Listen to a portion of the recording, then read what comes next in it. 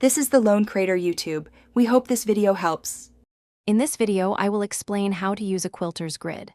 First, understand that this transparent ruler, often made of acrylic, features precise measurements and grid lines. It's designed to help you achieve perfectly straight and accurate cuts for all your quilting fabric pieces. You'll find them in many sizes, like a common 6 by 24-inch option, making them versatile for various projects. Before you even pick up your grid, proper fabric preparation is key.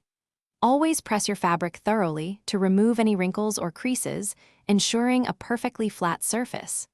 Next, lay your fabric smoothly onto a self-healing cutting mat. Take a moment to align one of the fabric's edges with a straight line on your cutting mat for a true starting point. Now for the cutting itself. Place your quilter's grid firmly on the fabric, ensuring it doesn't shift. Align one of the grid lines precisely with your intended cutting line. With a sharp rotary cutter, apply even, consistent pressure as you cut. Always remember to cut away from your body for safety and to maintain a straight, clean edge. Quilter's grids are incredibly versatile.